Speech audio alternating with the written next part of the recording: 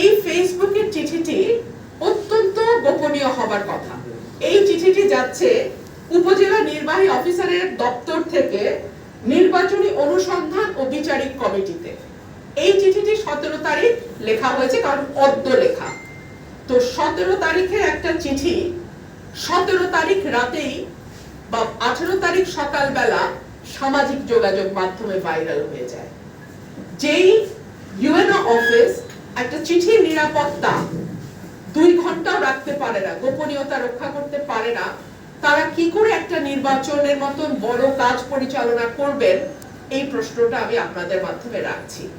দেখুন, 17 তারিখ ইসলামাবাদে যে ঘটনাটি ঘটেছে, সেখানে আমরা কোনো জনসভা করি নাই। এটা একটা ছোট উঠান বৈঠক ছিল, কিন্তু আপনাদের সবার দোয়ায় আমার ছোট্ট উঠান বৈঠকে 400-500 লোক হয়ে যায়। এটা আল্লাহর রহমত, আল্লাহর মেহেরবানি, আপনাদের সবার দোয়া। আমি মাইক ব্যবহার করি না, আমি হ্যান্ড মাইক ব্যবহার করি।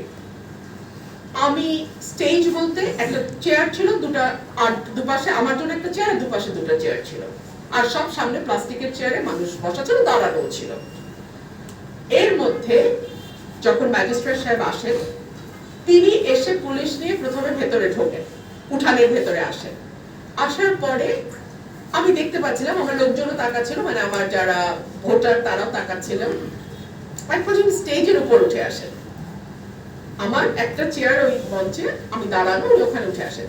তো আমি এই পর্যায়ে বক্তব্য শর্টকাট করি, আমি নেমে যাই এবং আমি ওনাকে বিনয়ের সাথে জিজ্ঞেস করেছি আমার কোন আচরণ বিধিটা লঙ্ঘন হয়েছে।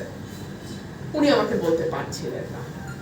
একটা পর্যায়ে আমি উত্তেজিত হয়ে বলি, সবাই প্রচারণা করছে, আপনাদেরকে বৃদ্ধাঙ্গুলি দেখাচ্ছে। কিভাবে বলি? এই যে বৃদ্ধাঙ্গুলির কথাটা বললাম, এই কথাটা কোথা থেকে আসলো? এই কথাটা তো হঠাৎ আসে নাই। এই কথাটা এসছে এই ছবিটা থেকে। তো দেখেন, এটা উপজেলা আশুগঞ্জ উপজেলা বিএনপির সাধারণ সম্পাদক, তিনি বলছেন যে রিটার্নিং অফিসারের কাছে রুমিন ফারহানার দেয়া অভিযোগকে বৃদ্ধাঙ্গুলি দেখালেন উপজেলা বিএনপির সাধারণ সম্পাদক হাবিবুর রহমান।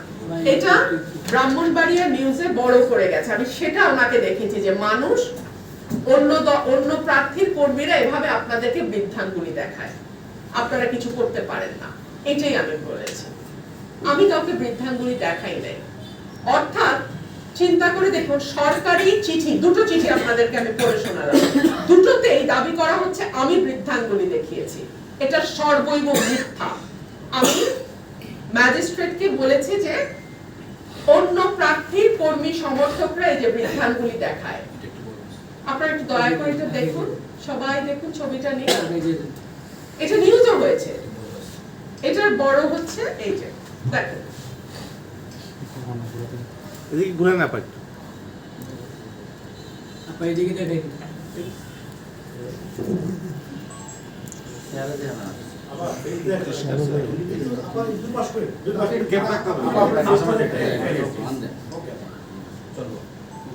ঠিক আছে, ওকে।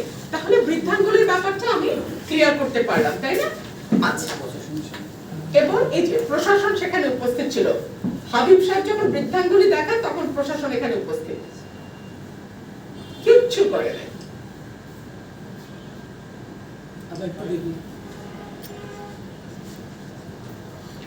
প্রশাসন এখানে উপস্থিত, কিছুই তারা করে নাই। এরপরে আসেন 17 তারিখ, আমার এই ঘটনার পরে আমাকে 40,000 টাকা জরিমানা করেছে। তো আপনারা শুনলেন, চিঠিতে লেখা আছে, তাই না? এর আগেও আমাকে 5,000 টাকা জরিমানা করেছে। আচ্ছা, 40,000 টাকা ওই দিন জরিমানা করলো, তাহলে তো আমার অপরাধের শাস্তি হলো 40,000 টাকা জরিমানা।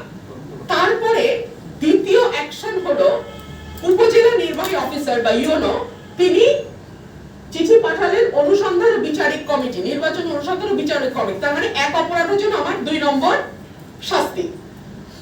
এখানেই থামলো না।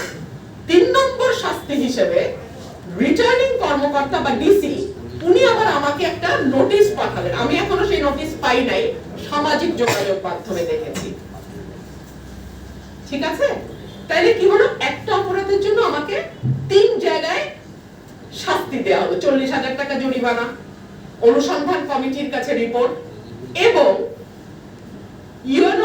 ডিসি আমাকে শোকজ নোটিশ করা, এক অপরাধে 3 সাজা।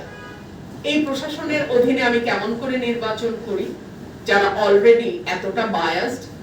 আচ্ছা, এইবার আসেন, আজকে সকালে আমি রিটার্নিং কর্মকর্তার কাছে গিয়েছিলাম এবং সেখানে গিয়ে আমি বলেছি বিএনপি জোটের যিনি প্রার্থী জুনায়েদ আল হাবিব, তিনি কিভাবে জনসভা করছেন এটা কি আপনারা জানেন না? জানেন। আমি এই সকল কিছু, জুনায়েদ আল হাবিবের ফেসবুকে গেলে আপনারা দেখবেন বিরাট বিরাট স্টেজ করে বিরাট ভাবে উনি প্রোগ্রাম করছেন, বিশাল স্টেজ, লোক যাই হোক, স্টেজ অনেক বড়, মাইক আছে, সাউন্ড সিস্টেম আছে, সব আছে। আর আমি একটা হ্যান্ড মাইক নিয়ে চলি। এরপরে উনি গরু জবাই দিয়ে মানুষ খাওয়াচ্ছেন। বিএনপির জোট প্রার্থী গরু জবাই দিয়ে মানুষ খাওয়াচ্ছেন। কোন এলাকা এটা? শাহবাজপুর। তারপরে বিএনপির জোটের প্রার্থী বলছে কোনোভাবেই রুমিন ফারহানাকে ভোট দেয়া যাবে না, বহিষ্কৃত রুমিন ফারহানার কাছে কেউ যাবেন না। জুনায়েদ আল হাবিব, সময় টেলিভিশনে নিউজ এন্ড মেইল। এগুলো যখন আমি ডিসি সাহেবকে দেখালাম এবং দেখি ওনাকে বিনীতভাবে প্রশ্ন করলাম, আমি তো এখন পর্যন্ত 45,000 টাকা জরিমানা দিয়েছি, বিএনপি জোটের প্রার্থী কত টাকা জরিমানা দিয়েছে?